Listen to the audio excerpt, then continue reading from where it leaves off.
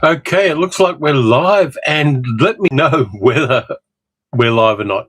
Let me know whether you can hear me, whether you can see me, all of that jazz. Just let me know. It's the end of summer, so we're going to do an AMA. You can ask me anything in the next 2 hours, and I'm happy to at least try to answer them. We'll just see how that goes. So, is anybody here? I know we've got 15, 11 people. 4 people just dropped out. What the hell happened there? Okay. Hi, Dick. How you doing? Can you hear me okay? I need a Clem Fandango on this one. Sounds good in Clearwater, Florida, says Ralph. Okay, cool. And clear communication to Clearwater, Florida is probably a good thing. And for sales here as well. So everything's Archie. Yeah, so I don't have a particular plan for this one. And they're coming through loud and clear in Dover. Oddly enough, I saw a lot of Dover recently because I was watching the Battle of Britain, the movie, which was fun. I enjoyed that. But yeah, it's weird times here. Lots of weird things happening in Australia. Lots of weird things happening across the world too. We're not going to get political today. I've decided that.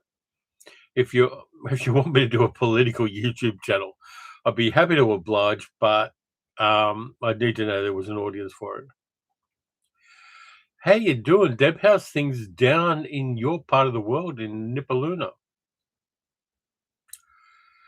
Middle-aged geek girl is here. She was up, but she's decided to join the live stream, which is cool because if anybody gets out of line, she's going to whip your ass. And she's in a feisty mood today, so just be aware, everybody. Let's see. What have I been doing? Okay. Dick says, cool. We often have the Spitfires fly over when they do special trips. Yeah, as long as you don't get any German planes flying over as well, you should be okay there. Hi, Zambi Adams. Yeah. So Saturday I went out to the Cinemaniacs movie session. The film group I'm a part of had a session for people to watch The Witches of Eastwick at the Outdoor Cinema. Problem is, a cluster of things happening in Melbourne at the time. We had the Formula One Grand Prix, which I don't particularly like. We had the Moomba Festival, which is an annual festival of people parading down the main street. Tons of people, lots and lots and lots and lots of clueless tourists in branded merch for the Formula One Grand Prix, wandering around trying to find their way down to Albert Park where the Grand Prix is. So I've got to go they're going that way, and I've got to kind of cross over with them to get to where I needed to be. And that was problematic. I didn't actually film that part. As Dick's just said, I did get some video for the travel channel, the other channel, Terry Travels. But I didn't film the chaos at Southern Cross Station before I got to the other station. But it was packed with people. And I was going to take a tram down to St Kilda going past where the Grand Prix is. But I saw every tram stop was stacked full of people who didn't know the way around Melbourne, trying to get to the Grand Prix. So I didn't do that. I eventually just cut across town. And I get across town, and I get to St Kilda, Chapel Street, where I'm supposed to be for this movie thing. And I'm hours ahead of time. And all these planes in formation start flying overhead and shooting coloured smoke out of their asses, all that kind of stuff. And I thought, exactly what you need to see when there's a war in the Middle East. Planes zooming over an urban area en masse. It was weird. I was kind of relating it in my head to the problems in the Middle East, and I thought maybe they should have eased up on the air show.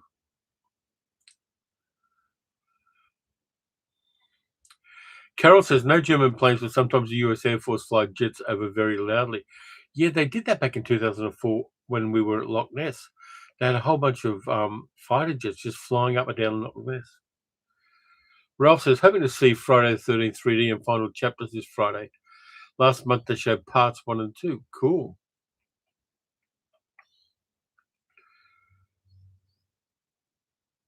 Not a great time for the air shows with Captain Lazy. You're right.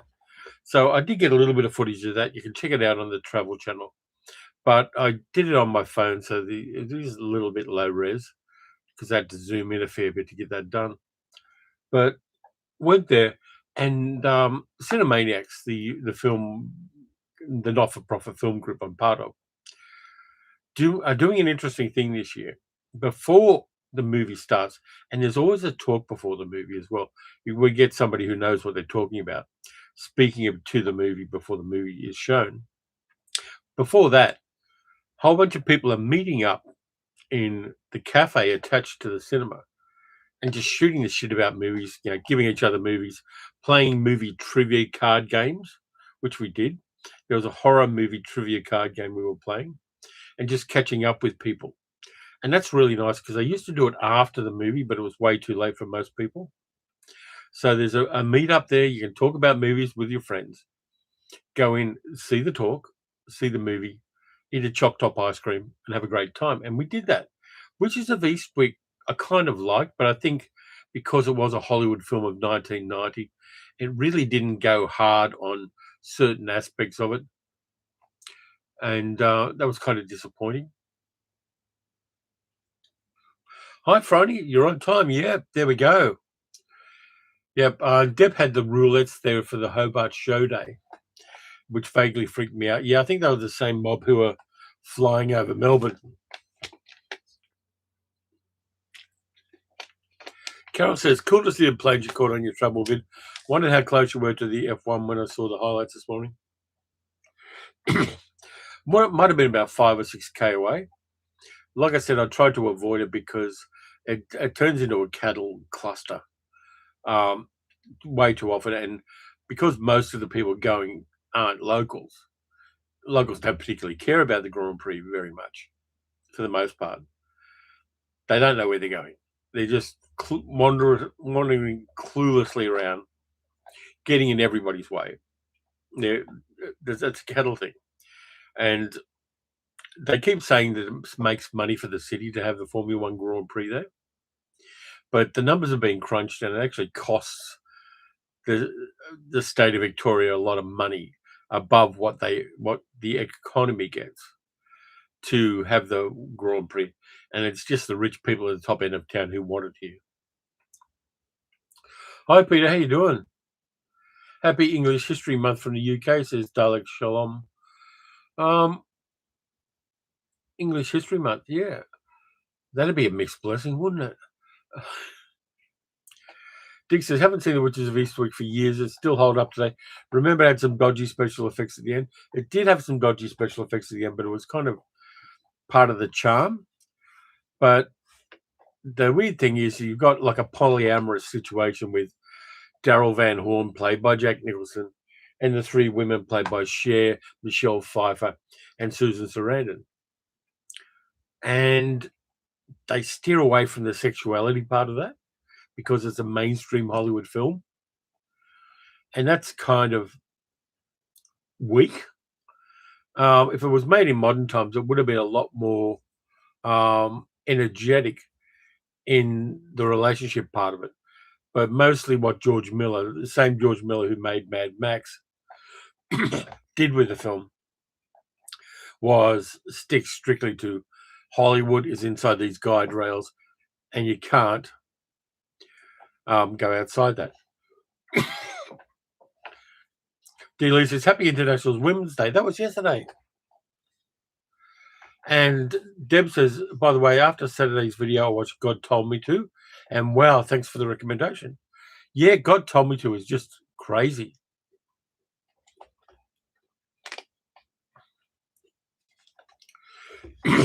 Carol says, happy Let's Dance Day. Cool. 4 stars, I went to see The Bride, wild movie and plenty of fun, not a dull moment in it. I'm going to see that sometime this week. I don't know when. Today I can't go because it's a public holiday. It's Labor Day here in the several states of Australia. And so it's a public holiday. I'm not going to the movies at a public holiday. It'll be rammed. I don't want to do that. I may go tomorrow or Wednesday or sometime like that. And I'll get a video out of it because I do want to see it. I like Maggie Gyllenhaal as an actress and as a creator. So I'm definitely going to see The Bride. Deb says it's a crazy good movie, and it's a Labor Day down in Nipaluna as well. Why have I suddenly got a rough throat? Yeah, happy Labor Day. 8 hours rest, 8 hours work, 8 hours play. Dog's dad says, "How are we and Luna doing?" And Mag, we're doing fine. Apparently, Luna wants to go out because Sal's just letting her out now, but we're doing okay. Carol says, "What is Labor Day?" I've heard the US is the same. It's a public holiday celebrating the workers.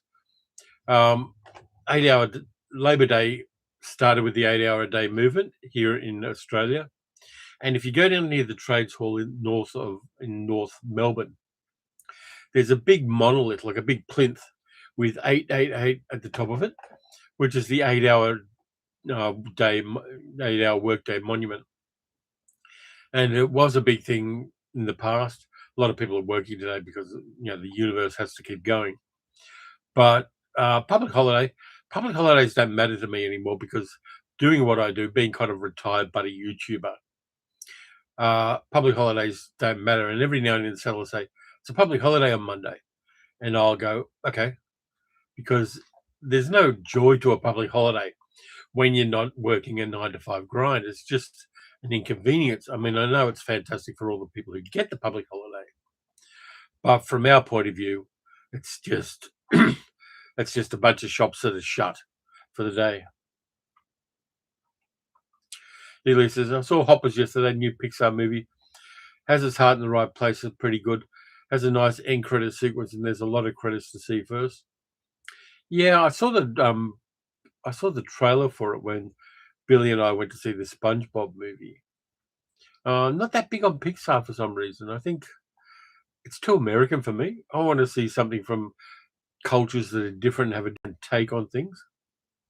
And so Pixar movies are, yeah, they're kids' movies essentially, and the special effects are state of the art, of course, but never really grabs me that much. Dog's dad says, "Do studios usually dump their loser films at the beginning of the year?" They can do sometimes, and weird thing is that loser films is a kind of loaded term. Things like The Bride is not making a lot of money at the box office, but it's one of those movies that everybody who saw it liked it. There's a lot of good critical reviews of it where they say it's not perfect, but it's a very different take on Frankenstein, and I'm there for that. I think it's a story that just keeps giving and can be viewed through a whole bunch of different lenses, and I'm fine with that.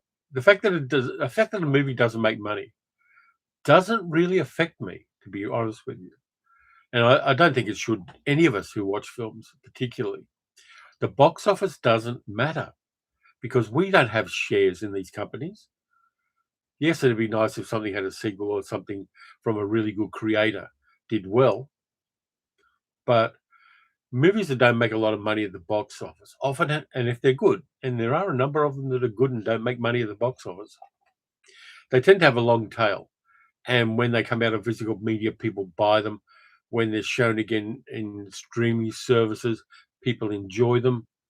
All of that stuff happens with these films that just don't hit immediately. There are slow burn films as far as the economics are concerned, but the economics don't really matter. If you look at all the films you really love, the ones that really touch your squidgy little heart, I'll bet at least half of them didn't make a profit when they first came out.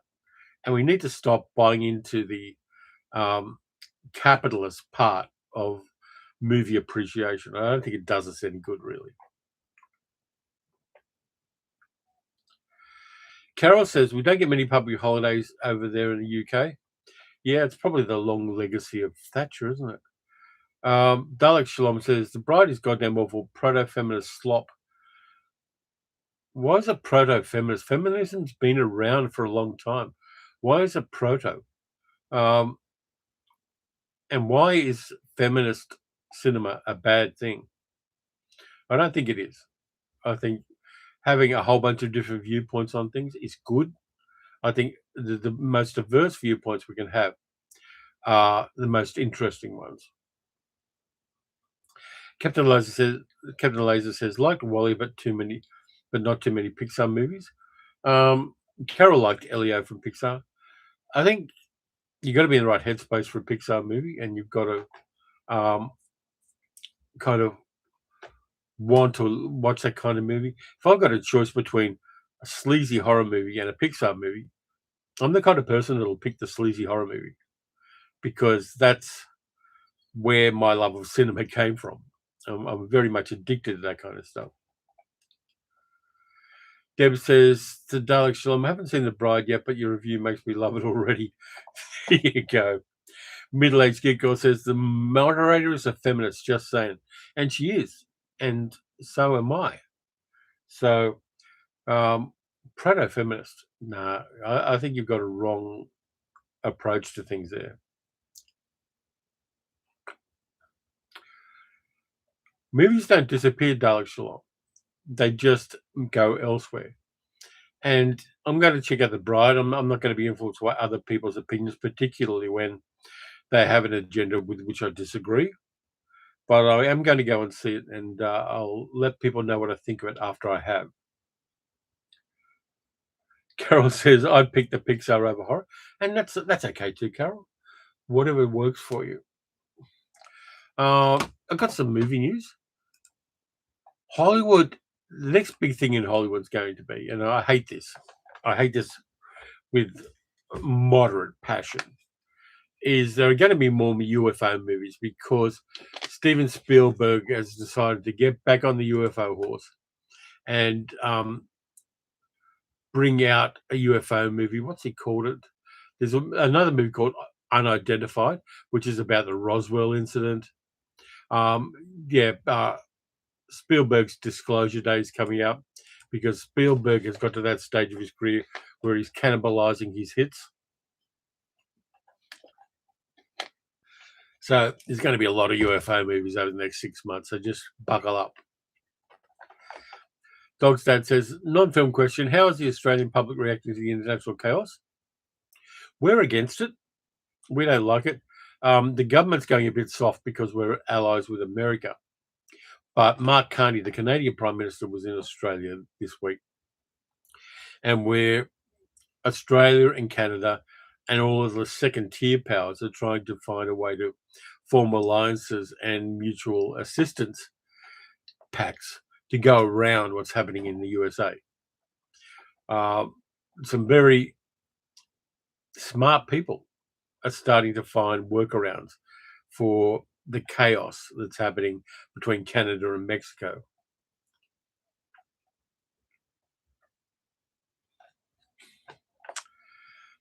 Middle-aged geek girl is piss off Dalek Shalom. Don't need you on the channel.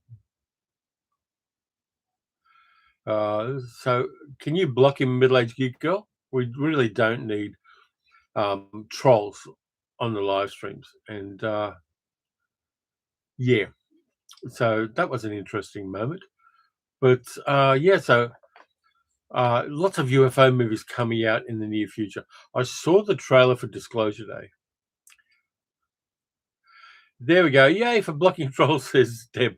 Yeah, we really don't need it. We want to have comfortable environment for everybody who's on the live streams, and I really don't think we need to have dickheads as a part of this.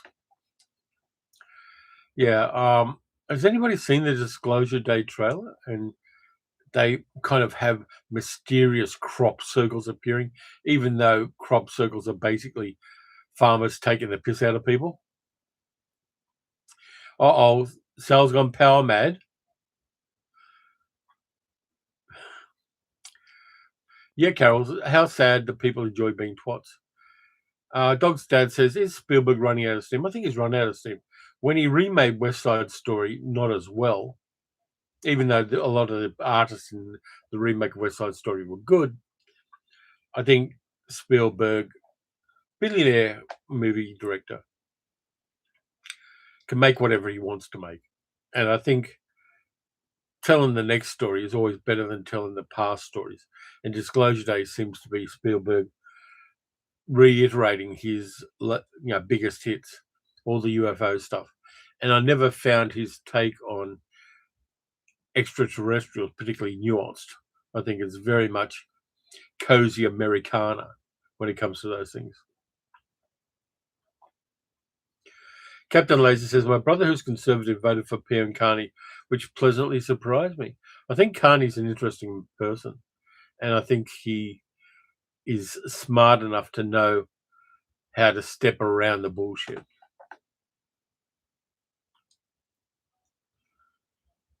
Middle-aged Google says, I'm not hiding from comments. You need to actually do the blocking from your channel. Give me a sec. I'm going to block him. Remove. I think I've done it successfully now. Carol says, this chairman where I used to work was Carney's brother-in-law. Cool. Peter says, I love No One Will Save You on Netflix. Has anyone seen that? I haven't. And Middle-aged Geek Girls watched another shark movie because she likes short movies. Forsyth says, my favorite Spielberg movie was Duel, made for a television movie. Yeah, Spielberg's one of those directors who's crazily popular, but I never particularly dug his stuff. Apart from Jaws, obviously. Jaws is a movie that kind of changed exploitation cinema. But yeah, I never really dug him. It's like Ridley Scott. Ridley Scott's done a lot of movies, but they never particularly grabbed me. And it's an unpopular opinion. I've discussed it with other people who like a lot of Ridley Scott movies, particularly my friend Grant Watson over at fictionmachine.com. He's a big Ridley Scott fan, and I just kind of go, mid.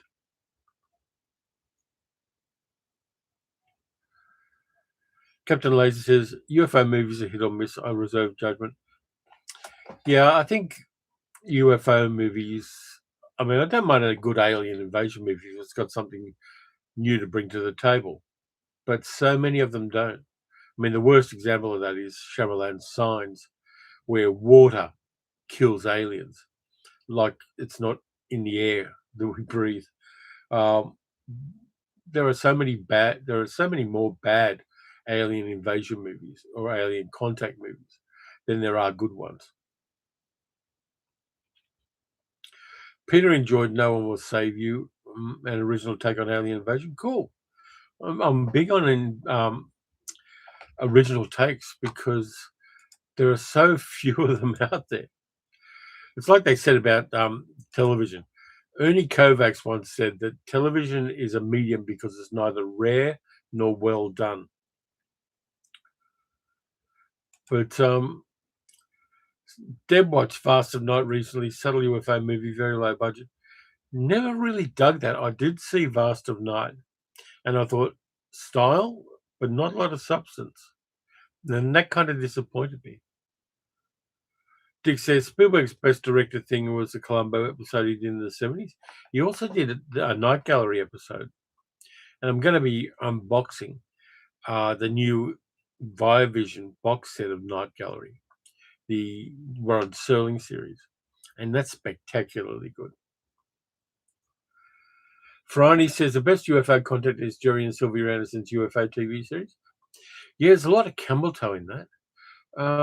Forsale said, did you ever see the 1950 movie The Flying Saucer filmed in Juneau, Alaska?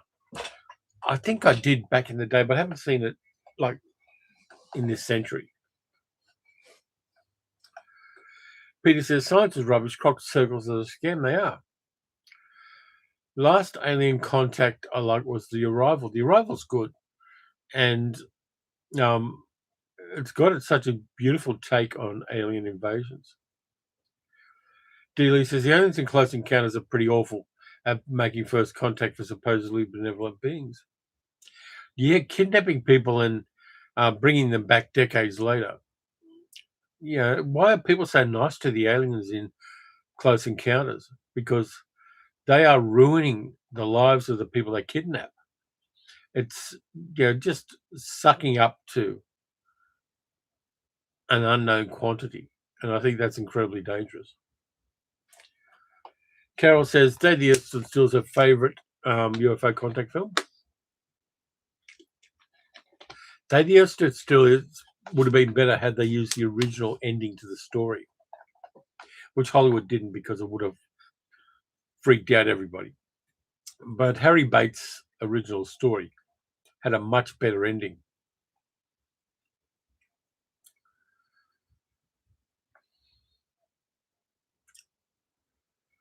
Carol wants to know what the ending was. The ending of the original story, Farewell to the Master, Klaatu is not the boss. Gort is the boss. The robot is the boss. Because the aliens have given over their sovereignty to AI so that they don't fight wars anymore.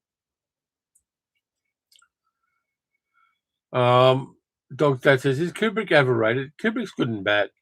I mean, don't like Eyes Wide Shut because in spite of their marriage, Tom Cruise and Nicole Kidman had no charisma together. And Kubrick has the worst possible orgies in that movie. Yeah, Arrival is good, Deb says. Favorite UFO film of hers. Yeah, The Arrival is just so much better than so many of the other films, even though it was on a relatively low budget. And even though it does star Charlie Sheen, it's a good alien invasion movie with some very freaky body horror in it as well. I think we may be getting an ad because the chat has frozen. So yeah, Hollywood is doing a ton of UFO stuff. Ryan Coogler is rebooting the X-Files, which I find kind of interesting because Coogler is going to get all of the Oscars this year. And he's redoing the X-Files. I want to see what he does with that because I trust him as a creator and I want to see where he goes with the X-Files. D. says, Arrival is Close Encounters for real science fiction fans. I think that's a valid point. Dick says there's no ad, just listening to my words of wisdom. Let me know when I do them because I'm not really familiar with me being wise. Middle-aged Geek Girl says, I love the X-Files, not sure I want to reboot. Ryan Coogler is a safe set of hands for that, bub, because his brilliance at Sinners leads me to trust him. And the interesting thing Ryan Coogler said this week, and I'm paraphrasing him quite broadly, his movie's been nominated for a shit ton of Oscars. And he said, the prize isn't the Oscars. The prize is being able to make my movie, having people finance it, being able to work with really good people to make my movies. That's the prize. And I think that's an incredibly healthy mental attitude to take towards filmmaking. It's not about getting the gongs. It's about the doing. That's where the good stuff is. Carol says, yeah, reboots are not usually very good. They can be. I don't think Coogler's going to stuff it up. It may piss off the nostalgia freaks who can't get their head away from the original X-Files. But I want to see what he does with it. I trust Ryan Coogler enough to give it a go and to kind of withhold judgment until I see it. Captain Laser says, Invasion of Body Snatchers, both older and newer version hold up. Yeah, I mean, remakes can work. I like the original one because it's got a rawness to it. It's got that kind of 50s, almost film noir look about it. Franny says, I was interested in the X-Files when it started and was chatting with the author friend when it came out. My comment was, it was interesting watching a mythic belief system be created live. Yeah, I can see your point on that one. I kind of liked certain episodes of the X-Files. But again, because it was on a network on linear TV, it couldn't go hard on certain things. It went as hard as it could. But there are always barbed wire on both sides of you when you make a series for a TV network of the old school type. And you can't go sideways because the barbed wire will stop you. I prefer original stuff. But we'll see what happens with that. But Coogler seems to have his head on straight.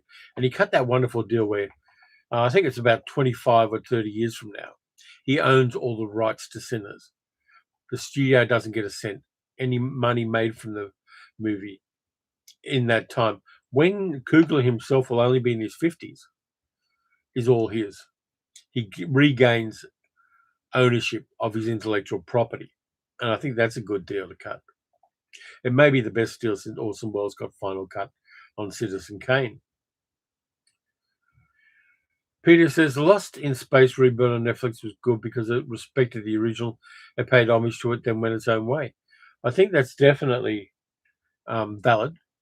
I think you've got to kind of do a nod to the old stuff and yet find a way to make it new again.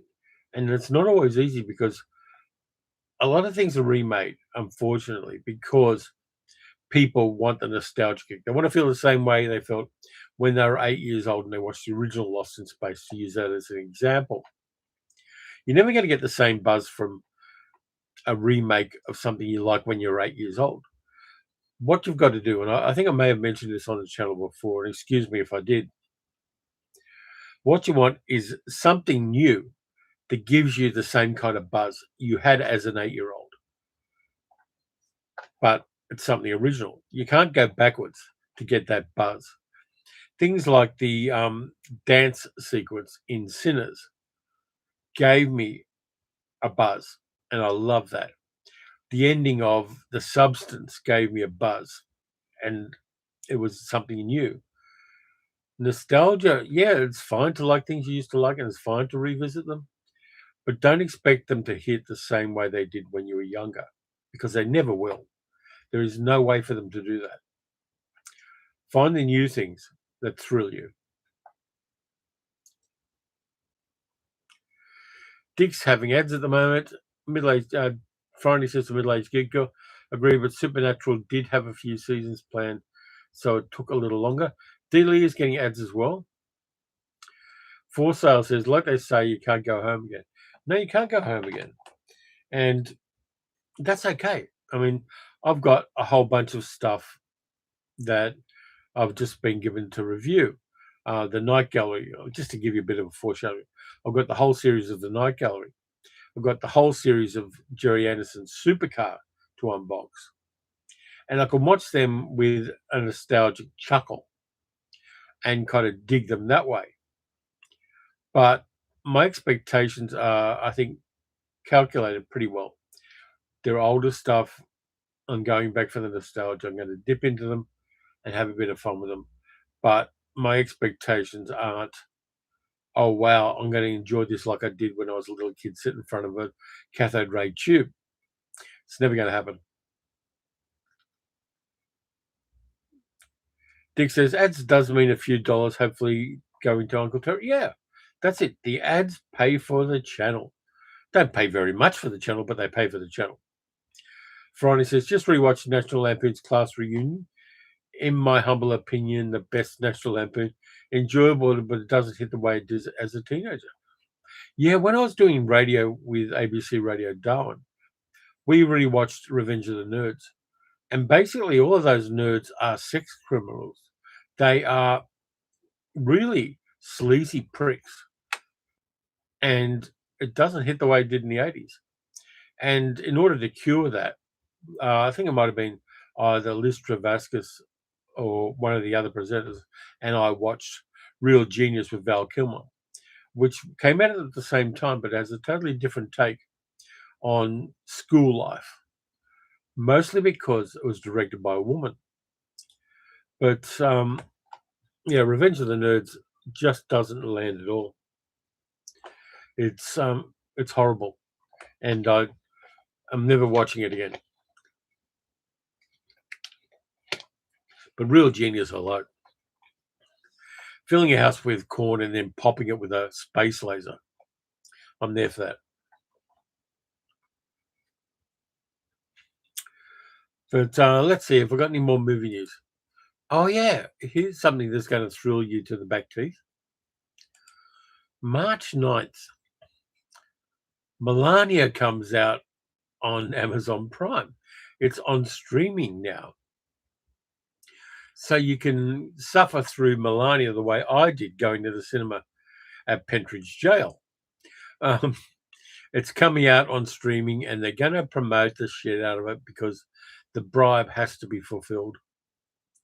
And so people, uh, the thing I hate about it most is people are going to watch it, and then they're going to be on my social media telling me how bad it was, where I already know how bad it was in that little cinema with 4 other people when I saw it. Yeah, it's coming out on streaming, and I suppose a certain amount of people are going to hate watch it, but believe me, it's going to drain the life force out of you.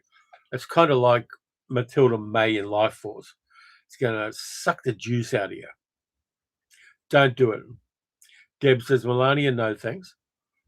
Don't recommend it. It is an innovating experience. It will suck the joy and the life out of you. If you're a cultist, you may get a little buzzed, but really, it's.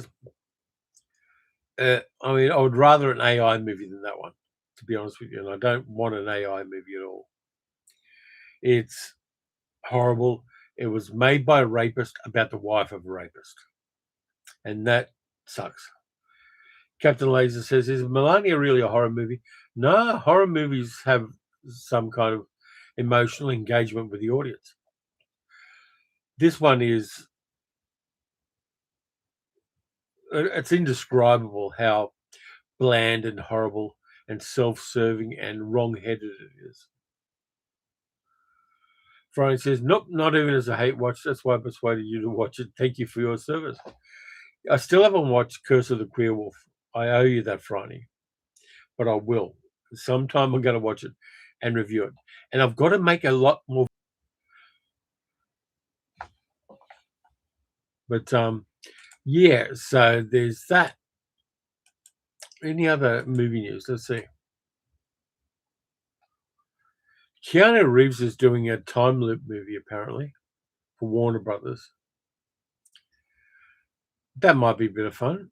Apparently, it's set in water because they're using water tanks in it.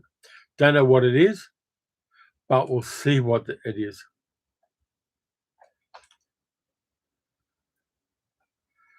Middle-aged Geeko says, tell everybody what tomorrow is. We have 2 occasions. Yep, tomorrow is the 25th anniversary of Middle-aged Geeko and I meeting. So 25 years. She whinges about how long it's been. She whinges about us not lasting 25 years because she decided that she's going to dump me today sometime, so we don't get to 25 years. But we've been together 25 years. That's cool.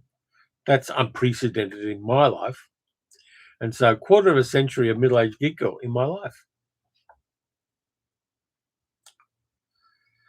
Yeah, Captain Laser and Friday say, woo, congratulations. Debbie Cooper says, sorry I'm late. The dog ate my homework. Yeah, Peter says, happy anniversary. Yeah, and 25 years is a long time. And yeah, there have been ups and downs. There always are in a relationship. But we're still here and we're still doing stuff. Carol says, yep. So it's an anniversary thing. We're going out for breakfast tomorrow, Sal, because I think we should go out for breakfast and do that. That one might be nice. I could go with an eggs Benedict or something like that. Oh no, we can't. The cleaner's coming. Dog State says, try 30 years. We will try 30 years. We'll see if we can get there. And what is the other thing? You can reveal the other thing, middle-aged good girl.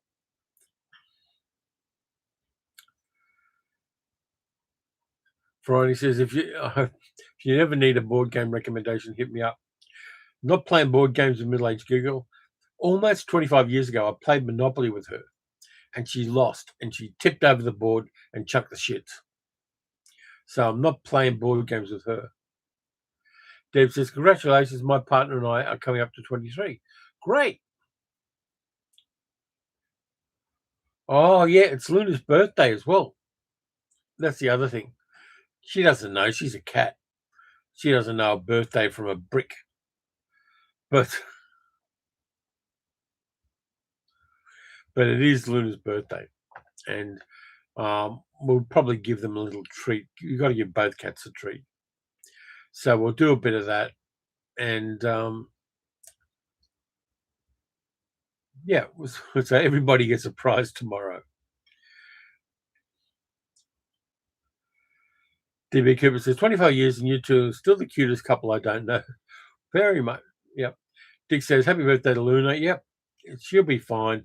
She'll go out and grab some skinks.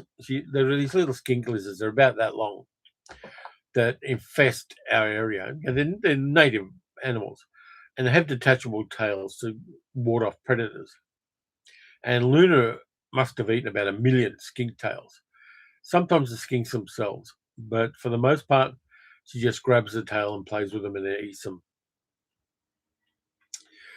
Deb says every day is Cat's Day. It is, and she's a reasonable cat. By the way, super chats are available. I do have the fart gun ready. Well, I don't quite have it ready. Give me a sec. Kitsum sends birthday wishes to Luna, says Deb. And Captain Laser says, happy birthday, Luna. Well, we do have the fart gun. Unlike dogs, cats don't eat homework. That's true. They don't eat homework at all. They do eat lizard tails. Carol says, not sure exactly when Roxy was born, but we think she's 17 now. That's a good run for a cat. Jack, our cat, lasted to 19, and he was good. Friday says, had a little haul on Blu-rays and DVDs this week, including a 6-disc set of Fistful of Dollars for a few dollars more, and The Good, the Bad, and the Ugly. Nice haul. Doctor Who Season 8, John Pertwee, including The Wonderful Demons. Such a massive unseen vampire comedy. A massively underrated unseen vampire comedy. Highly recommended. Middle-aged Gigo says cats are assholes. Friday also got Bill and Ted's Bogus Journey, Vertigo, Voyage of the Bottom of the Sea, the film with Walter Pidgeon, not the TV series. The Warriors Ultimate Director's Cut. The Warriors is great. Carol says, my first cat, Tippy, lived to 21. That's a good run. 21's a good run. Friday also got The Importance of Being Earnest with Margaret Rutherford, American Graffiti, Monsters versus Aliens Cloning Around TV Show. DB Cooper, Super Chat.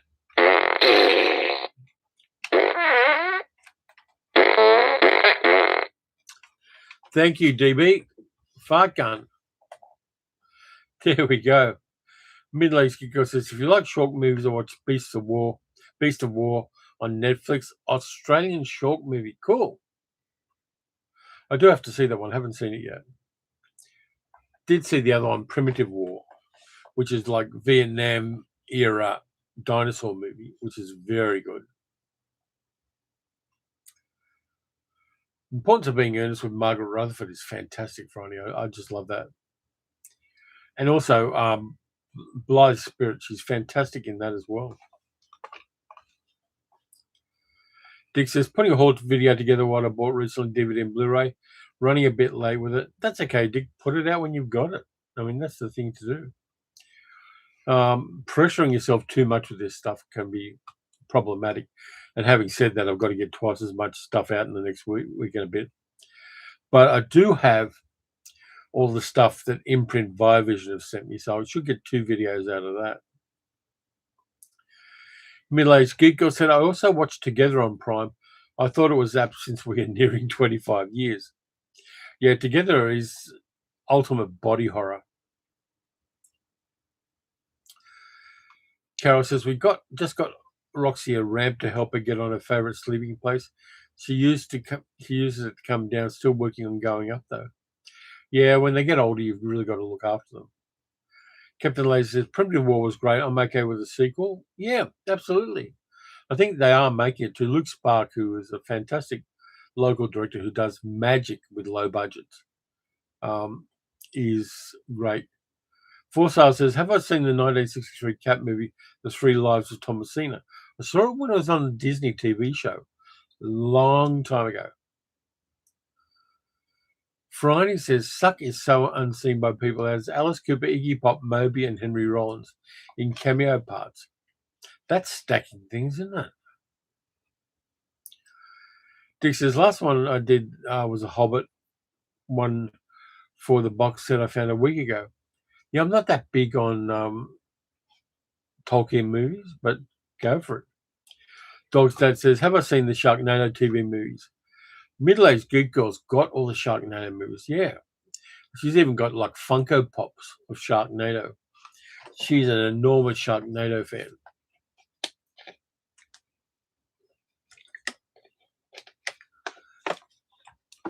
Maybe we got to put a special shelf together for shark movies. So just so you can, show off your shark movies and have them all in one place. Maybe we need to do that. We didn't put the 4K of Jaws in there.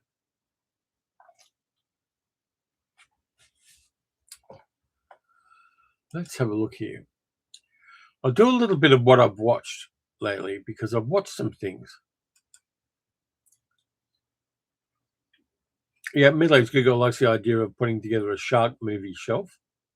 Let me work out the logistics of that, but we'll definitely do that.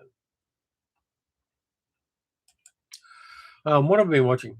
I made the mistake of watching a new movie called Mercy, starring Chris Pratt, and Rebecca Ferguson, directed by Timur Bekmambetov. It's bad. You may have seen the trailer of Mercy, where Chris Pratt has to figure out who murdered his wife while he's strapped to a chair and has 90 minutes before they execute him.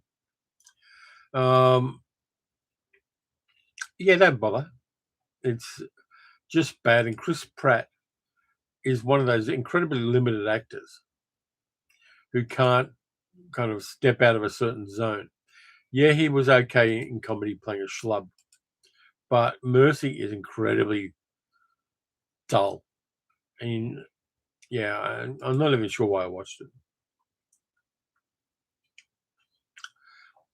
Peter watched The Swinger with Anne Margaret, Affair in Trinidad with Rita Hayworth and Glenn Ford, and The Magic Carpet, Lucille Ball, all from Op Shops.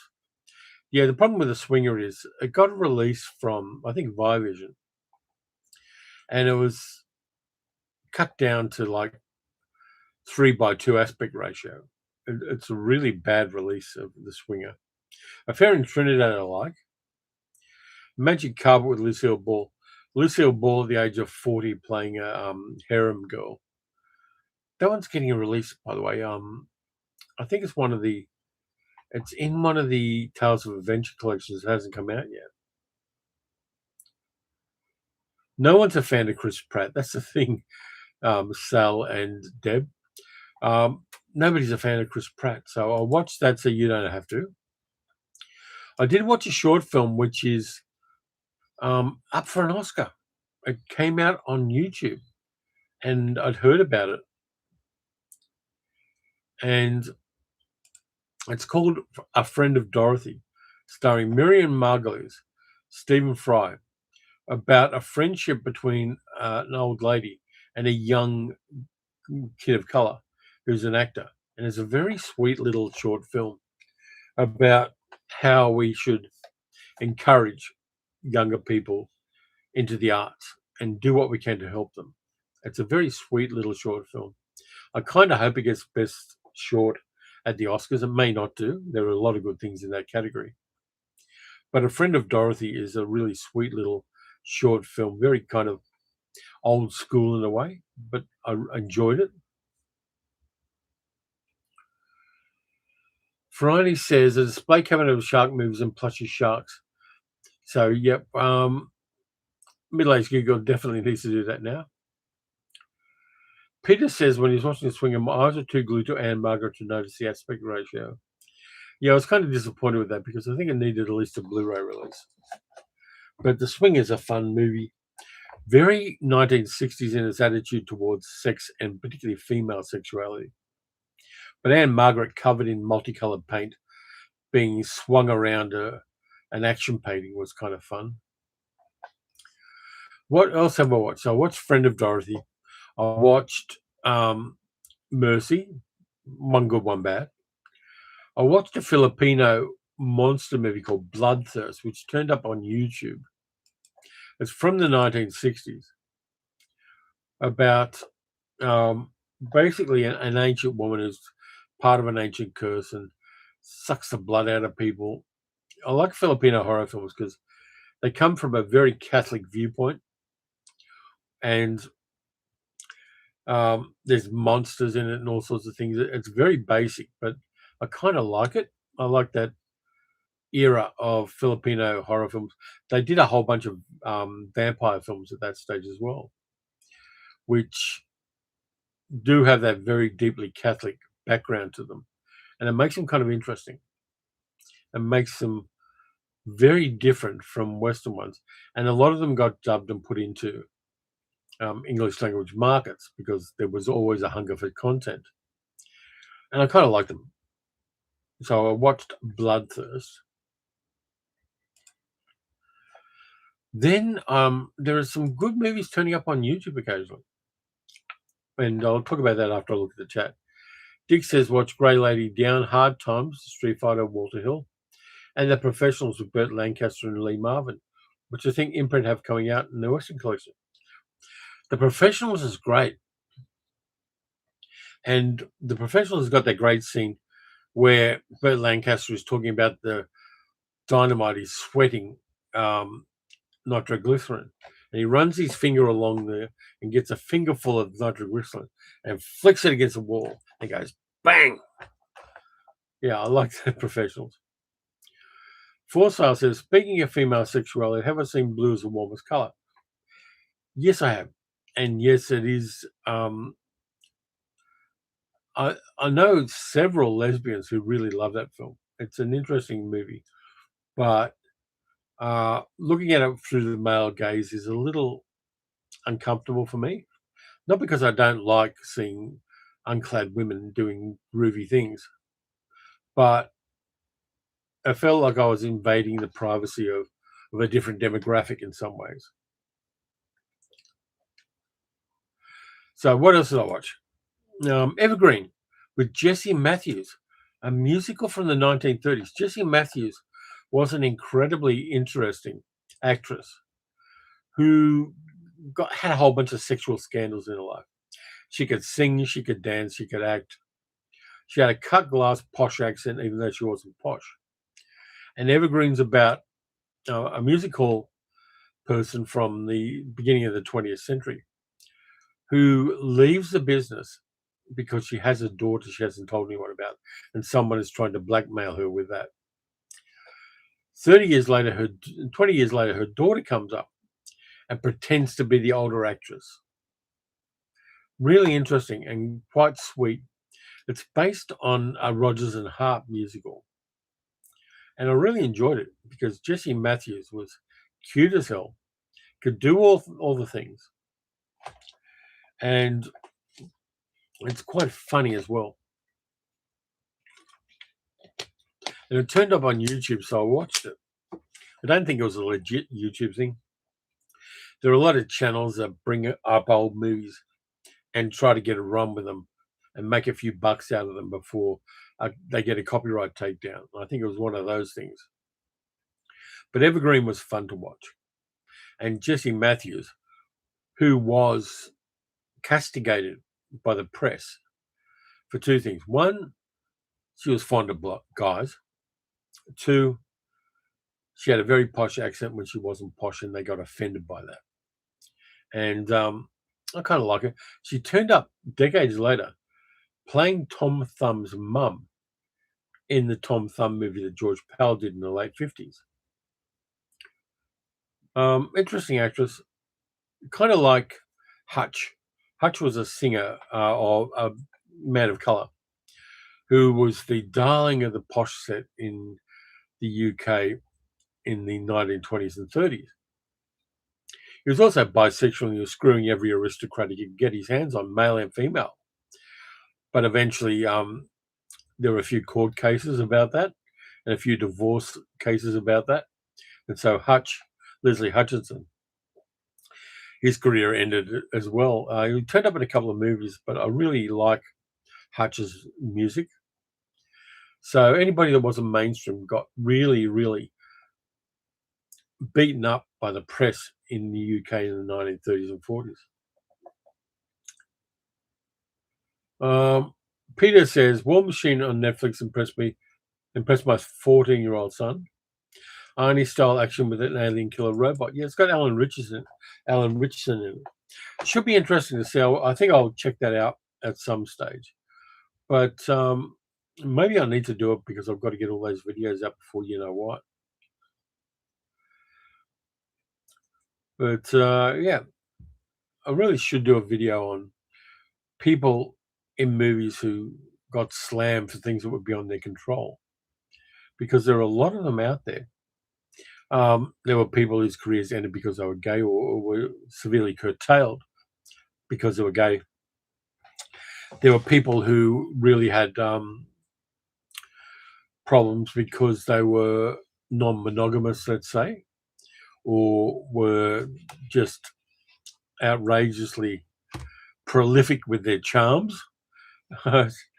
It's an interesting take on things, and I think people are less pejorative about people in the media in some ways than they were at that stage. But I saw the trailer on War Machine, and that kind of looks fun. A little bit of pew pew zoom zoom. What else did I watch? Oh yeah, a Don Siegel movie from the late 50s that nobody knows about. Action film, spectacular landscapes. It's in CinemaScope, so it's widescreen. It's a thing called Edge of Eternity with Cornell Wilde, Victoria Shaw, who was an Australian actress, and people like Mickey Shaughnessy turned up in it. It's about a smuggling operation with some gold mines that have been shut down after the war and hadn't been reopened yet. And there are people who are smuggling gold ore out of those mines illegally. And the local sheriff's deputy, played by Cornell Wilde, is investigating a murder to do with this stuff. And it's all filmed on the Grand Canyon. And one of the weird things about the Grand Canyon in certain places is there was a cable car kind of arrangement that goes from the top of the Grand Canyon cliffs down to a cave which had megatons of guano in it, like bird shit and bat shit. And they mined the guano for the phosphates, which were good for fertilizer, and carried them by cable car out of this cave. And that cable car features in this movie, Edge of Eternity. Really interestingly, it's a great action film. It's got beautiful landscapes. It uses the Grand Canyon magnificently, both at the top and the bottom. A seaplane goes down to the river at the bottom to investigate a murder. Just an underrated and unseen movie, but I really enjoyed it. Victoria Shaw was an Australian actress whose original name was something like Jeanette Elphick, and she's kind of cool in there. Cornell Wilde's good playing the deputy. Edge of Eternity, which is on YouTube, you should check out. Dilly says, more recently, there were a number of promising female actors who had their careers curtailed because of a certain form of producer. Yeah, Harvey Weinstein. And they did, and it was horrible because there were some really fine actresses who just didn't want to put up with the shit anymore. And that is another story as well. And the fact, speaking about Melania again, the fact that Brett Ratner, the director of that movie, has had a lot of accusations about his activities against him, just makes that movie even more on the nose. So anything else people have been watching or anything people want to ask? Because the chat's gone a bit slow. Middle-aged Geek says, am I going to see Exit 8, which is another short horror game turned into a movie? If it comes out in the cinemas, I will. But it just depends on that. It may well end up going directly to a streaming service. It feels a little bit like that in a way. Or it may come out on physical media. Who knows? Peter says, 450 from Paddington and The Moving Finger, both starring Geraldine McEwen as Agatha Christie's Miss Marple. ABC video from 2005, both op shop buys, both excellent. Yeah, I think with Agatha Christie stuff, I kind of like it to a certain amount, but it's not something I'll chase down. I do like the Kenneth Branagh Poirot movies, even though not everybody does. I kind of enjoy those. D-Lisa, I saw X8 at the film festival last year. It's good. Thank you. I will check that out when I get the opportunity, but again, it depends on that opportunity. Okay, let's see, what else have I watched? What's The Werewolf of Washington, which is a kind of Watergate era spoof werewolf movie starring Dean Stockwell. That was kind of low-key fun, but it wasn't particularly well made. And I like the idea of the president becoming a werewolf. That was fun. Deb says, I recently watched Footprints on the Moon, an Italian psychological thriller horror film from 1975. Very male gaze, but beautifully shot. Yeah, a lot of those Italian horror films from the 1970s were wild.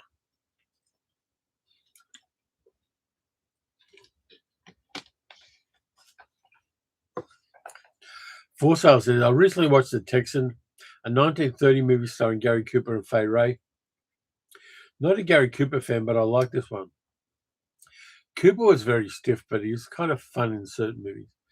I really like him in The Fountainhead, the movie based on the Ayn Rand novel, mostly because it's an absurd movie. And him and Patricia Neal had a lot of chemistry together.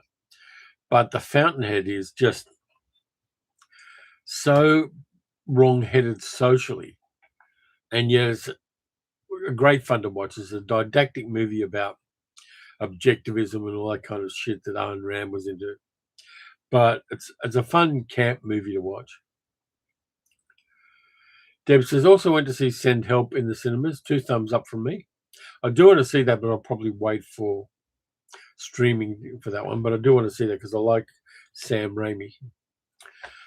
Carol watched Shang-Chi. Rather liked it, especially the use of correct ethnic actors and mythology. Yeah, Shang-Chi is great. I think it's an underrated Marvel movie. And the action sequences really hit. But I think for a lot of the less nuanced film nerds, they didn't like it because there weren't enough white people in it, because that's the way certain people are. Never understood racism. It seems lazy and seems you have to have a particularly incurious mind not to embrace the diversity of human cultures and human ethnicity and things like that. I remember what it was like when Australia was a bit of a monoculture. It wasn't entirely, but there were a lot of white people around. And everything was boring as fuck when I was a child. Friend's been watching Strange Report on YouTube, the TV series with Anthony Quayle. Surprisingly progressive. There's some, all these bit part actors are going to be famous soon moments. Yeah. And yeah, Strange Report is one of those series that didn't hit for some reason, but it did have a lot of interesting plots. I think I've got a copy of it on DVD. Deb says, and because I recommended it, I watched Argo Man, the Fantastic Superman. It was insanely hilariously good. It is. And just the groovy set, production design of the sets and the costumes and the silliness of that movie. It's a hidden gem of 1960s camp silliness, and I enjoyed it a lot. D. says, I dug into my DVDs last night and watched Dogma again. Hadn't clocked before the Bud Cort, who recently died, played God at the start. Yeah. Bud Cort was an interesting actor. I remember him from in Brewster McCloud. Really good in that as well, and the Harold Maude. Carol says, really loved the dragon in Shang-Chi was proper Chinese dragon, not how we see them elsewhere. Yeah, I like a good long dragon. They're much better than fat lizards, let's say. Yeah, Shang-Chi is great fun. And Trevor Slattery turns up again in Wonder Man, the Marvel series that just came out, which is a lot of fun. And Ben Kingsley really gets a little bit of meat on the bone for the character. I really like Trevor Slattery as part of the MCU. And also, again, Asian acting, because Ben Kingsley is an Anglo-Indian guy.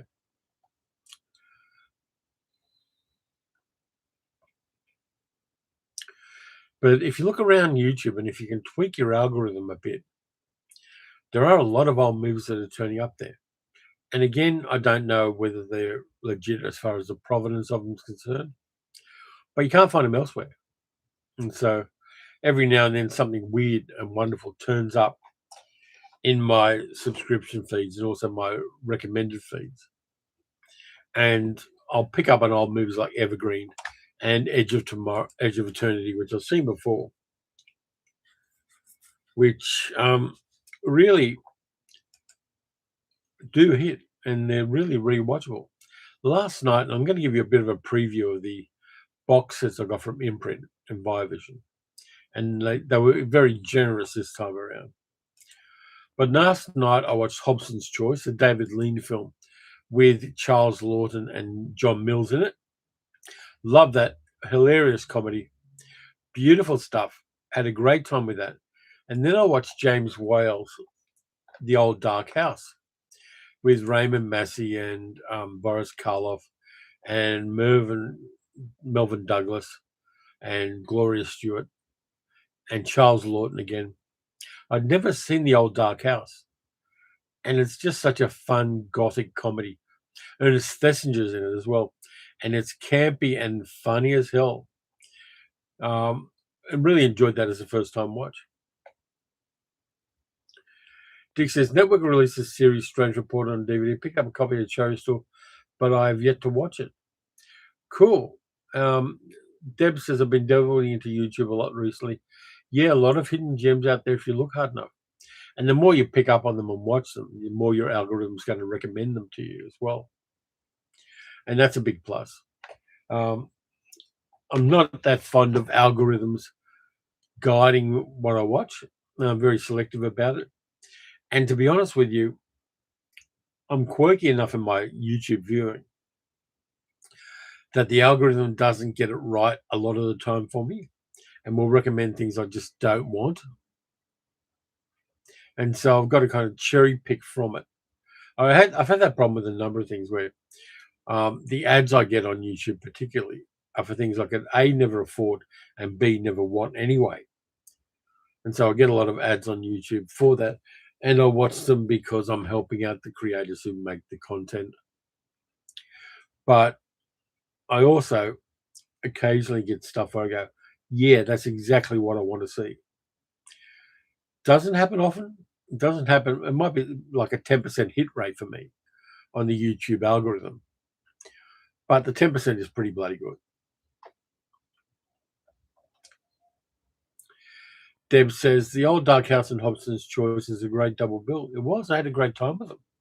I'm going to talk about them more when I do the unboxing for the James Whale box set that Imprint sent me, and also the David Lean box set they sent me, which is where those two movies came from. Had a great time with them, and it was good to just chill out because I'd been very busy on Saturday. I've been running around the city and then going off to the Cinemaniac session. So I needed an evening of just chilling out with some good old films. I'd seen Hobson's Choice before a long time ago, and I loved it. But The Old Dark House was a newie for me, and it's on 4K. And I loved it. I had a great time with it. It had been restored, which I always like. And I think Hobson's Choice had as well. But, yeah. But I do have to be a bit careful because,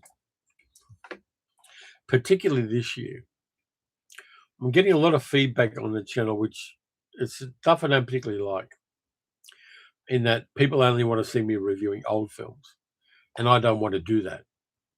Yeah, I do old films a lot on the channel, but I also want to see what's new that's coming out that's interesting, and it's in my wheelhouse, and is delights me. And so I'm constantly in a dynamic balance of those two things. Science Fiction Saturday hits particularly when I do 1950s science fiction movies. But there's only a certain amount of those. So I've got to keep it as broad as I can while still doing what I enjoy doing. Friday says, do both, absolutely. And 4 Stars says, Charles Lawton was also great in White Woman, a 1933 movie with Carole Lombard. He was good in everything. There's a 1949 film noir called The Bribe, where Charles Lawton is fantastic in that movie. And also Witness for the Prosecution. Just so many good things. Advice and Consent. Island of Lost Souls. He's just great in everything. Carol says, as it's your channel, surely it should be what you want to watch. Yeah, to a certain extent, Carol, and I understand that.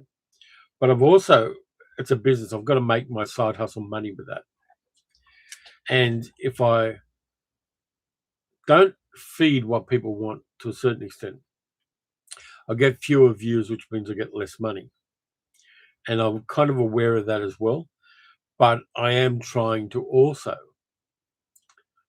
stay true to myself, find the good old stuff that nobody knows about, find the cool new stuff that nobody knows about, and balance all of those things. And it's sometimes a little difficult to do. It's just the way it is. Hi, Bened. Joining late. Hope you're well. Yeah, we're doing okay here. Friday says, Charles Lawton was married to the Bride of Frankenstein. Yeah, Elsa Lanchester. And Elsa Lanchester and Charles Lawton had a lavender marriage because Charles Lawton was gay, but they were devoted to each other for well over 30 years until he died. Elsa Lanchester is also in a really great episode of The Night Gallery, the Rod Serling series that I'm doing an unboxing for. I think called Green Fingers. She's fantastic in that.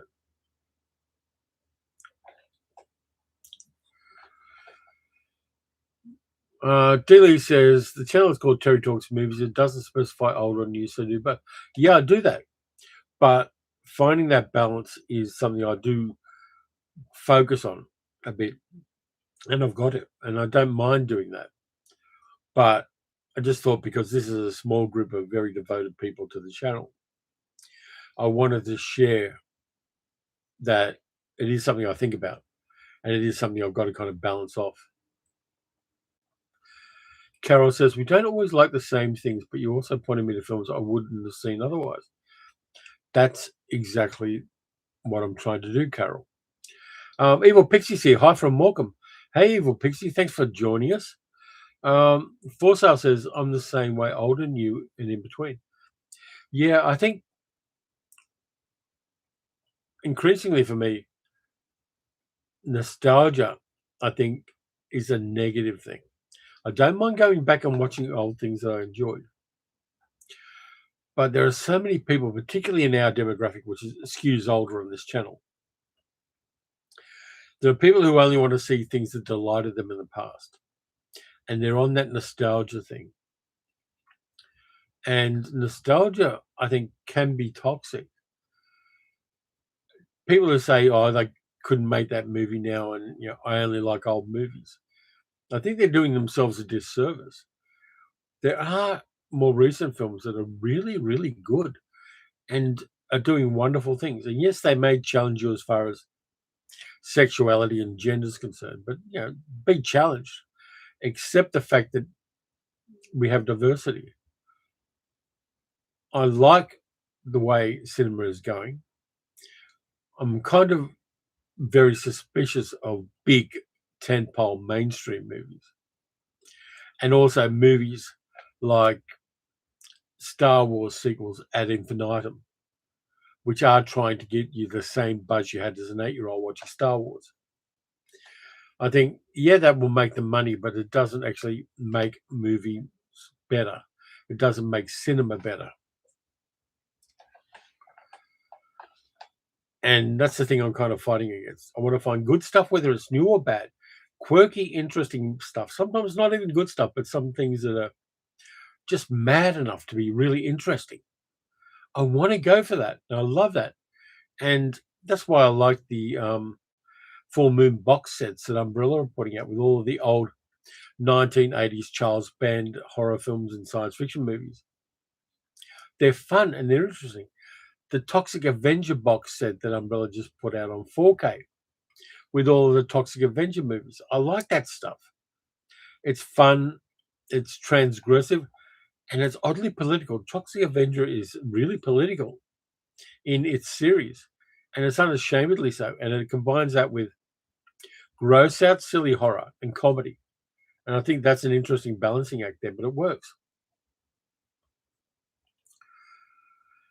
Peter says, I saw Middle of the Night, 1959, with Kim Novak and Frederick March here on YouTube. Liked it a lot. Tennessee Williams style story. Those hidden gems are there, definitely, Peter. And nobody's going to put up a billboard to tell you about them. You've got to kind of dig them out yourself, which is part of the fun.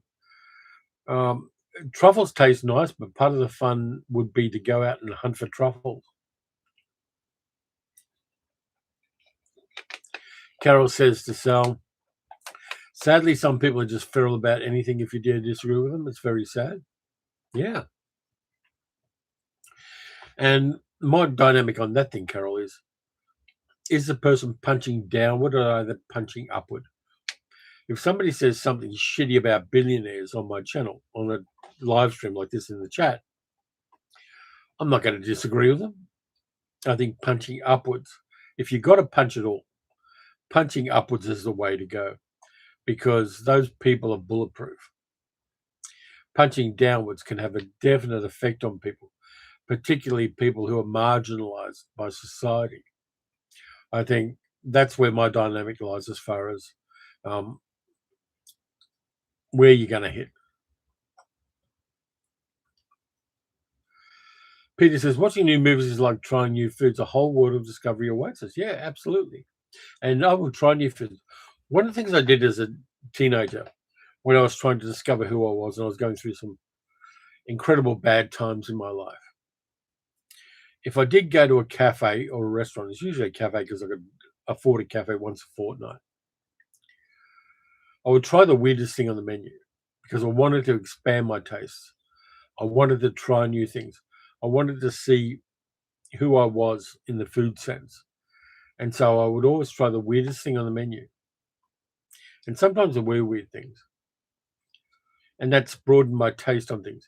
I would go to Chinese cafes and order guts on a skewer because I do like that, but because it was unusual and because it wasn't the bland shit I'd been raised on, the overcooked vegetables, the overcooked meat, the blandness, and embracing that diversity is something I've taken over into movies as well.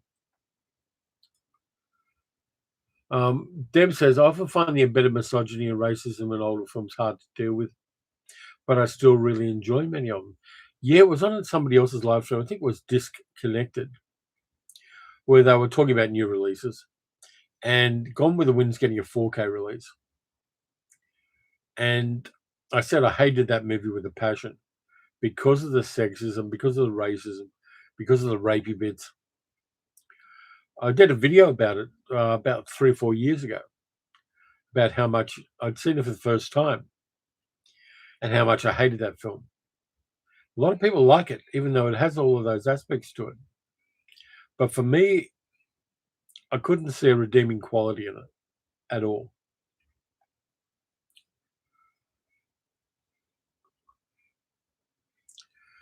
Evil Pixie says, my last partner would not watch black and white movies, made her watch Hobson's Choice, and it opened up a world of old movies to her.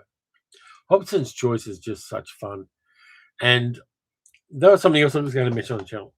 I was thinking about this when I watched Hobson's Choice.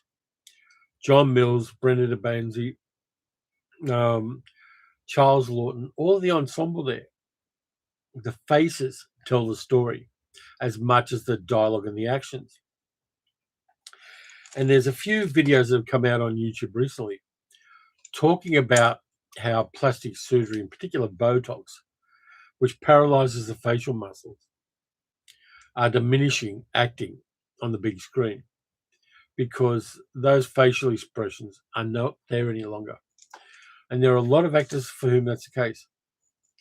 Nicole Kidman can hardly move her face.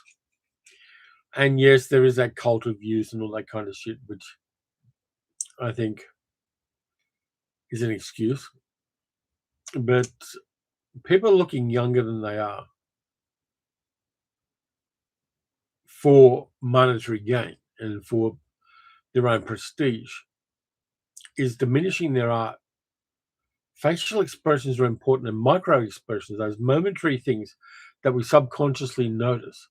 When you're watching a film like Hobson's Choice or even The Old Dark House, the subtle facial expressions, particularly on Boris Karloff from The Old Dark House and Charles Lawton in both films, are so crucial to the communication. We have extra bandwidth because we notice facial expressions, large and small.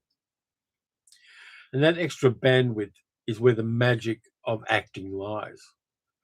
And to paralyze facial muscles, and I've seen it a number of times with actors, where they're trying to act and trying to emote through facial paralysis, self-induced. And that struggle takes me out of what their faces should be telling me.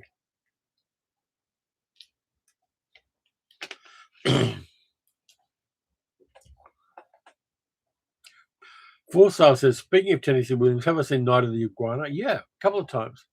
Haven't watched it lately, but I do like it. I like Tennessee Williams. Deb says, can't come and gone with the wind. I saw it on the big screen many years ago. Not a film I'm going to rewatch. I've got it on Blu-ray, but I don't know why I'm keeping it, to be honest with you. Carol says, perhaps the redeeming thing for films like Gone with the Wind is, thank goodness we know better now. Some of us do, Carol. Some of us don't. And therein lies the problem. Middle-aged girl says, the reason I haven't got rid of Gone with the Wind is because it's her video. Well, okay, fair enough. I'll leave it on the shelf. But it's not a film I can hold close to myself. And I think that's part of the problem. One of the things I do delight in films, talking about older films, is we do get older films where they are forward-looking and the characters in them are forward-looking. And the characters in them, even like a 30s or 40s movie, the characters in them feel modern, particularly female characters. There's things like the original Roadhouse, 1949, directed by John Nicolesco, with Cornel Wilde, Richard Widmark, and Ida Lupino playing the most modern feeling character, a piano singer, like a piano bar singer, who's not very good but really sells the songs. Her character, up to a certain point, feels incredibly modern and feminist. The end of the movie kind of undermines her a bit, but for the most part, Lily, the character, is fantastic.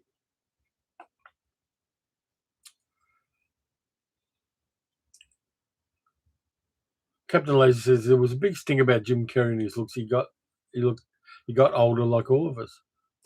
Yeah, but he also had cheek fillers and Botox and plastic surgery and stuff like that. And the thing about Jim Carrey is his face was his brand. You know, the fact that he could manipulate his face as much as he did in a lot of movies was part of his art. And he did it whether he was doing serious roles or not. The plasticity of his face was what we knew him for. It doesn't seem to be making many movies at the moment. You know, his interests are elsewhere. But I will give Jim Carrey some credit, even though he has done that to his face. He went and accepted a César Award in France for his career. It's like a career award. And he spent 6 months learning his speech in French, getting the accents just right, so he didn't sound like a clueless American who would just give his speech in English. He spent a lot of time and a lot of effort to make his speech in French. Didn't tell anyone he was going to do it. He went up there and they were expecting him to speak in English, but he spoke in perfect French. And that gets a lot of credit with me. I think respecting the culture and respecting particularly a culture that's rewarding you for your work. I've got a lot of respect to Jim Carrey for that. What he does to his face is his own business, but I think he's undercut what people wanted in his career. But he isn't making many movies at the moment, so maybe he's just decided to do that for himself. It's his right to do that. But I miss that plasticity of face that Jim Carrey used to have.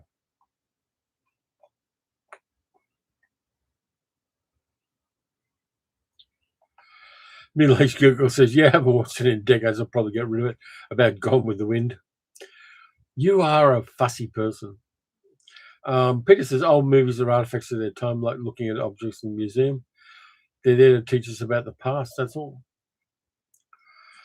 Yeah, but I just delight in those moments of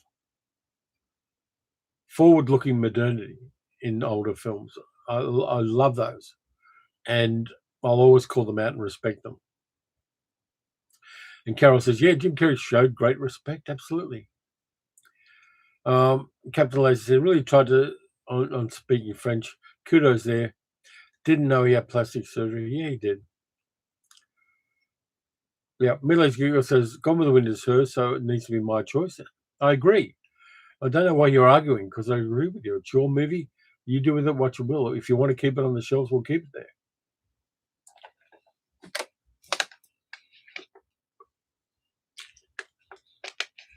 Old films also entertain us too. They're not just about seeing the past. Yeah, I really enjoyed Evergreen with Jesse Matthews. That one delighted me because it was a fun story told well. It has good songs and dance sequences and things like that. It's one of those movies that you can only call it charming. And yeah, it's an old film, but there's an asshole father in it who was never really a father to his daughter. And he gets dismissed as well. Yeah, I like artistry in old films, but there are some that the art doesn't overcome the distaste we have for certain aspects of them. Carol says, occasionally I get moments in films where I go, oh my God, did I really do that at something that's really badly, that's translated so badly now? Yeah, absolutely. There are aspects to films that are really horrible and poorly done. I have got a bit of coffee left in here. Yeah, and that's the thing. And I think that's one of the measuring sticks we have for where our culture is. And leaving aside aberrations that I'm not going to talk about in this video because we're not going political, there are a lot of things we're moving on with. And the best of art of any kind, music, painting, sculpture, cinema, any of that stuff, the best of it is sometimes where people are embracing the changes that are being made in society.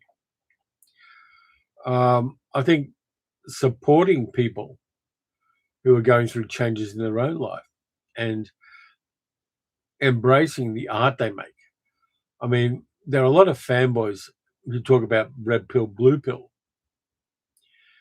and yet are against people being trans, even though the Wachowskis themselves are trans women. Those kind of disconnects that a lot of people have between the stuff they enjoy and the stuff that they cherry pick for their own agendas and the people who created that art.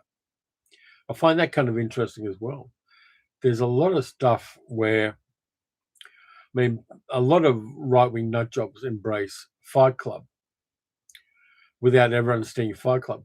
And they embrace American Psycho without really understanding American Psycho. That stuff is, for me, ludicrous. Knowing what a movie is really about and not just your facile perception of it, I think is important. Carol says, but at the same time, I hate it when something is done to tick a box rather than being a genuine part of the story or character. I think one of the things that is positive in cinema and in art in general, Carol, is having a diversity of characters in there. It comes back to that old thing of you can't be what you can't see. And particularly for young people, being able to see themselves and they're basically themselves reflected in cinema is important. We need to see trans characters. We need to see gay characters. We need to see butch gay characters. We need to see twinks. We need to see straight people. We need to see good relationships, whatever kinds of characters they are. We need that because we need, particularly younger people, and a lot of us did this. Some of our role models come from the art we consume. And they can be positive role models, they can be negative role models. But if you're creating art, I think giving everybody the opportunity to see a role model on the screen is really, really important. And to have what could potentially be a role model being shown as a negative character and being shown as sick and perverse when they're not, I think that's one of the minefields you walk when you create art.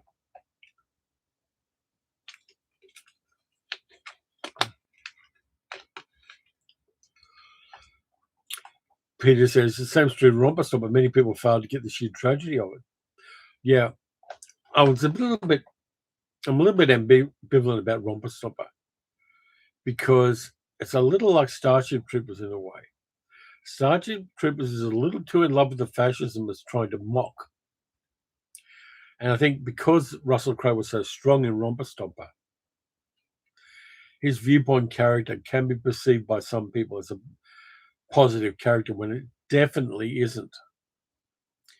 And I think the job of the filmmaker is to underline the fact that this kid is fucked up and a bastard. If you don't do that as well as you should, you need to work out why you did it and how you can remedy it in the future.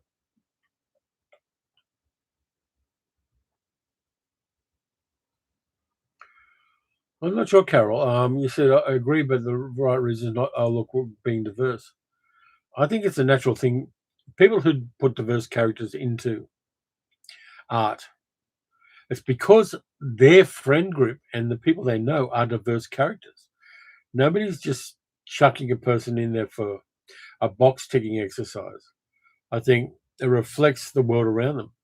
I know a number of gay people, lesbians, trans people. I know an asexual person I've known for 40 years. I know intersex people as well. It's just talking to your friends and having a diverse friends group. I don't think many people are just doing a box ticking exercise there. They're reflecting the world around them. Dealey says people who read Watchmen and thought Rorschach was a hero also didn't get it. Rorschach's a tragic character. Rorschach's somebody who was abused so much that it broke him, and the jagged edges are his character. Rorschach is an interesting character, absolutely. Ben is very true. Just watched Ben Gazzara in St. Jack last night. Amazing performance, bad gut role model. Yeah, absolutely. And that's part of the point. Those anti-heroes, or whatever the reverse of a hero is, protagonists, let's say. If the movie, and Bogdanovich did that with St. Jack, the movie shows what kind of bastard they are and just lets them be that. Full Sail says, St. Jack's a very cool flick it is. Carol says, people always see what they want to see regarding Fight Club and change the narrative to suit themselves. Yeah. Um, it's a complex problem. Deb says, I think you're right about being seen. It's incredibly gratifying seeing yourself represented in media. Not a problem I've ever had. I'm a cis-het white guy. I've seen myself in movies a lot, not necessarily my own life experiences, unless you count something like the 400 Blows. But I see people who look like me in movies a lot. Franny says, the new Star Trek Academy show is getting a lot of hate for including a gay Klingon. The actor's fantastic, character is great, and the show just makes one of the best episodes of Trek ever. I agree. The characters in that are diverse and wonderful. The acting is fantastic. Jamadi's fantastic. The whole ensemble is really strong. And yes, it's telling a diverse bunch of characters. And it's allowing tragedy to sit for a while with the character. If an episode is tragic, like when they were attacked and on the Miyazaki spaceship, that trauma sits with the characters, and it's something they've got to deal with, and it enriches and informs subsequent episodes. And the gay Klingon character in that is great, very much challenged by his own culture, but still true to himself. And Holly Hunter's terrific playing Captain Arke. Robert Picardo is getting a bit of love. Him playing the Doctor, which he played in Star Trek Voyager, and was never really given a hell of a lot to work with there a lot of the time. I think Star Trek Starfleet Academy is terrific, and I enjoy every episode as it comes out because it is telling complex stories, diverse characters, and people finding ways to come to terms with past trauma. Yeah, it's underrated. If people get the shits with it, too bad for them. That's showing their weakness, not a weakness in the show. Ralph says, I'm amazed by how many folks, usually guys, miss the obvious in falling down. Yeah, that guy's broken and tragic and monstrous in his tragedy and toxic as hell. Carol says, that's sad, too much hate. Yeah, absolutely. But if you have a look at it from a certain viewpoint, the haters are getting prominence because they're shouting, not because they're numerous. They're just the noisiest. They're not the most numerous people on social media. And that's something that social media or critics of social media never really understand. It's not because it's incredibly toxic. It's just incredibly noisy. And the people, a lot of very bad people have found ways to weaponize social media against the best interests of almost everyone. And yet, there are also people on the side of the angels who are using social media to call that shit out and to disassemble the weapons people have turned social media into. I think we're learning to fight cultural wars using social media. And it's horrible that we have to, because people just want to enjoy the things they enjoy. But those culture wars, I would rather they be online than in the streets. Unfortunately, they do get into the streets, but I prefer our cultural wars to be through the medium of creative works than be through the medium of throwing a Molotov cocktail through a window.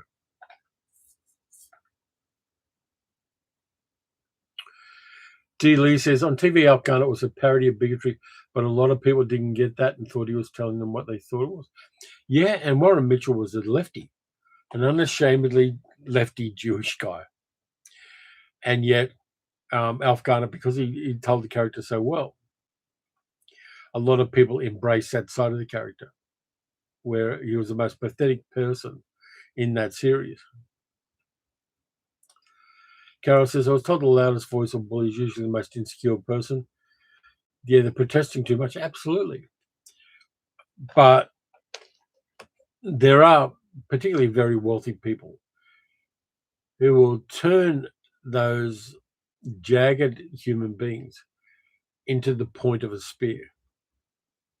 And I think that's one of the problems we have is, particularly here in Australian politics, Gina Reinhardt, our wealthiest person in the country, is using minor political parties as the point of her spear to get her own way. And those political parties are starting to get a little bit of prominence, not as much as certain polls are saying they do, but we're really aware of the fact that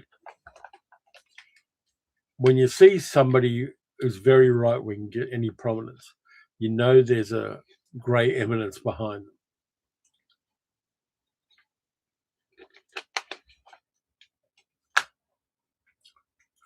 Friday said, yeah, the show's fantastic. They're as loud as we are many. The show is already filmed season 2. It's planned to run for 4 seasons. Yeah, Starfleet Academy, if you haven't watched it, fantastic. Just watch it for the acting, if nothing else. Paul Giamatti's villain in that series is fantastic. Holly Hunter's Captain Arcade is very different Starfleet captain. The whole ensemble works wonderfully. Tig Notaro is fantastic in it as well. It's just a joy to watch, and it's Star Trek being a 21st century show and not just a legacy 20th century show. And I think that's the particularly salient point for that series. It is a modern show which recognizes the 60-year heritage of Star Trek, but is its own thing.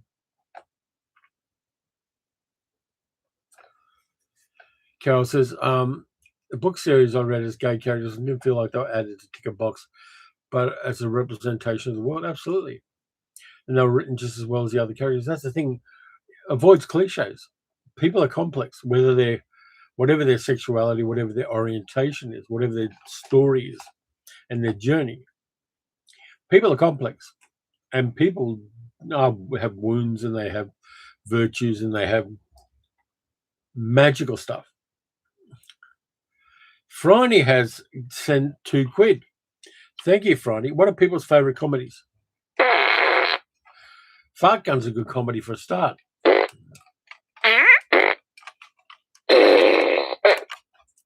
Thank you, Franny. Favourite comedies? I've got to go back to Blazing Saddles. That's one. I love Blazing Saddles because it's got farts in it too. I like dipping into Marx Brothers because there's very clever wordplay in Marx Brothers comedies. I'm going to revisit at some stage some Abbott and Costello, even though it's a very broad comedy. I love Step Brothers, Will Ferrell and John C. Reilly. At their peak, I think Step Brothers is about inept, toxic masculinity, and there's a redemption arc for those characters that I find very interesting. Richard Jenkins and Mary Steenburgen's in there, Adam Scott, Catherine Hahn. Just a fantastic ensemble in that series. Carol says, I like older comedies, mainly TV stuff. I'm not a fan of newer stuff. For Sale's International House, 1933 movie with W.C. Fields. Yeah, it's great. Deb says, Young Frankenstein, Hot Fuzz, Death to Smoochie. Death to Smoochie is so underrated. I love that. It's mad. Also, Death in Brunswick, if you want an Australian comedy. Death in Brunswick, there's a scene in a graveyard with John Clark and with John Clark in it, which is just the best bit of physical comedy in an Australian movie. And Sam Neill's in it as well. Friday says, Some Like It Hot, obviously gets a mention. Yeah, a lot of Billy Wilder stuff, particularly Some Like It Hot, which has got to be one of the queerest movies in the 1950s in Hollywood, along with Calamity Jane. Friday says, Bad Taste. Yeah, that's a good one too. Yeah, comedies. I think we need comedies every now and then. Dip in them. Have I watched any comedies this year? Let me go back under my letterbox for this year. There's a really weird one called Alien Sex Comedy. Black Friday was a bit of fun. Let's have a look here. There was a very small film called Dead in Love. which I saw on Tubi, which is a good comedy. The SpongeBob movie, The Search for SquarePants. That's it. I haven't seen enough comedies this year. I'm just looking through. There's that bloody Melania again. Lesbian Space Princess I liked. It's kind of a comedy animated thing, Australian one. Peter, shout Sal a nice breakfast for me tomorrow. Can't do breakfast, you might do lunch.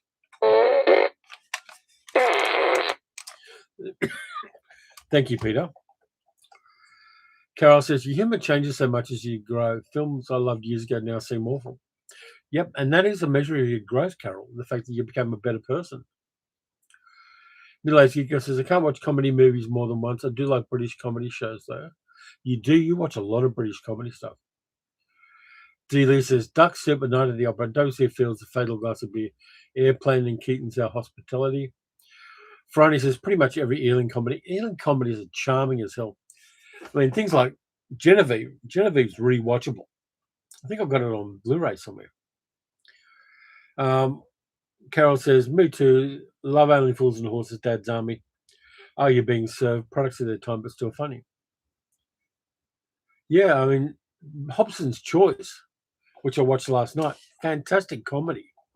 Love it. And also The Old Dark House, which is a very dark comedy, but it is funny. And Ernest Thesiger and the other characters are just... And I really love Charles Lawton in The Old Dark House. His character is incredibly complex, but essentially a good person. And I like that. Ralph likes the IT crowd. Arsenic and all those, absolutely funny. The Goodies. Yeah, it's really weird because the early episodes of The Goodies had like naked boobs in it. And then they stopped doing naked boobs. But yeah, comedies are so hard to do in a series too. You need so many good writers. I think a lot of the best comedy at the moment, excuse me, I'm going to cough. A lot of the best comedy at the moment is late night talk shows on TV. There's some very funny shit in those. And they have such a good writer's room of comedians, which are reflecting the current unusualness of the United States of America. But there's a lot of really hitting comedies there. I mean, Jimmy Kimmel has copyrighted the name The Trump Epstein Files. He actually owns the copyright to that title. And there is a lot of political satire, which is very salient, very funny, very original and creative, that's coming out. And it's coming out in a format that used to be about celebrities coming on screen and just touting their stuff. But that format has changed a lot. D. Lee says, old comedies with Alastair Sim, Ian Carmichael, and Terry Thomas. Friday says, The Goodies is better than Monty Python. Yeah, Monty Python was upper class tweets. The Goodies was more working class. And I kind of like that. I like that diversity.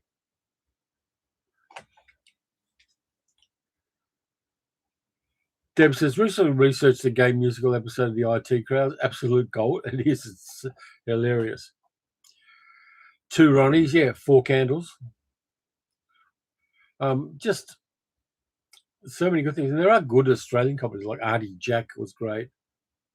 A whole bunch of good, solid comedies there for people to explore. I mean, comedy is a good thing for us to do towards the end of the live stream as well. But yeah, comedy on TV, at least, there's not a lot of it here in Australia. There's less than there used to be. There are people who are doing like comedy gigs, like concerts and things like that on TV, but there's less of that these days. I mean, we've got to give props to platforms like Netflix, which are doing a lot of stand-up specials as well. And there's a really broad range of comedians on those. Some better than others. I'm not that fond of Chappelle now because of his opinions. But they do have people like Taylor Tomlinson, a whole bunch of new comedians coming up that have got a beautiful viewpoint on things and are having fun and are really good at their art. And stand-up comedy I like because it is essentially storytelling. It's sitting around the fire while somebody tells you a tale. It's that kind of stuff, stand-up comedy. And I've been to a number of stand-up comedy gigs, not lately, but every time I've loved the art of it. I've loved the way they conjure and trigger the imagination. Deb says, the Auntie Donna crew, I think they're very good. Yeah, I do like Auntie Donna. Auntie Donna turned up as the villains in the movie Lesbian Space Princess. So that was fun. And Lesbian Space Princess is funny for that. Drop the Dead Donkey, says Peter. Yep, that's good. Yeah, we do support Auntie Donna. Auntie Donna are local boys. They're from around this part of Victoria, between here in Hoppers Crossing and Ballarat. Auntie Donna boys, again, a comedy crew of working class guys. They're not from the posh side of town. They're from this side of town. And they do fantastic stuff. Yep, middle-aged gig girl, where the real estate agencies of America, the real estate agents, have the Connie Awards. Love that. Auntie Donna hate real estate agents. We all hate real estate agents. They come knocking on the door trying to get us to sell the house. Every month or so, we get a new real estate agent turning up. We get more real estate agents turn up on our doorstep than we do Mormons.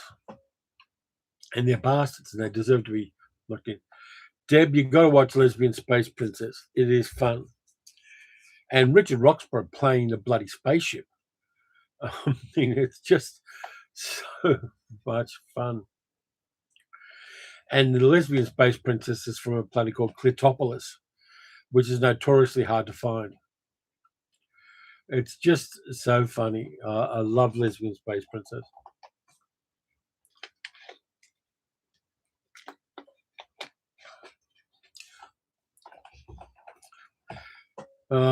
Carol says, thank goodness they don't do that here. Bad enough for blooming broadband companies. Okay, yeah. Mr. and Mrs. Murder the Almighty Johnsons for TV shows Friday. Yeah, I like the Almighty Johnsons. That's fun. I've got that on DVD. In fact, we got that on DVD. The Almighty Johnsons is fun. There was a small Australian series called Late, I think it was, about a woman who finds out that if she sleeps with a guy, totally unrelated, he'll soon die. And she's got to deal with that as a problem in her life because she's not sure whether it's a coincidence or whether she's actually killing them in some way, even though the reasons they die and the ways they die have nothing to do with her. Forsyth says, you should put a sign on your door, no peddlers or religious fanatics. We do have a sign on the door, more or less like that, but they ignore it because they're pricks. Get too much of that shit going on. People think they have a right to inflict themselves on you. And our letterbox gets full of real estate agent bump on a regular basis. They put their flyers into the letterbox telling us how much the house down the road sold for. I don't give a fuck. We live here. We want to live here. We will live here. We don't need you guys. And they ring the phone as well. I'll get calls on my mobile from real estate agents, and I'll tell them, lose the number. They're just a pain in the ass. Dilly says, Veep and the UK precursor, think of it, are relevant and funny. Yeah. Middle-aged Giga says, we have a do not knock sticker that was created by the state government, and they ignore it. They do because they don't care. They are into late-stage capitalism in a big way. What we should have is a trapdoor into a dungeon. So you step on the mat, boom, you're down on a bunch of spikes down below. And we're going to have a webcam set up for the dark web so you can see real estate agents impaled on spikes as a pay-per-view. There's a bit of a revenue stream for us. I got very dark there, didn't I? But yeah, we get a lot of that. What we should have is a gate with a lock on it, but don't have the money to do that, and it would stop our gardener from getting in.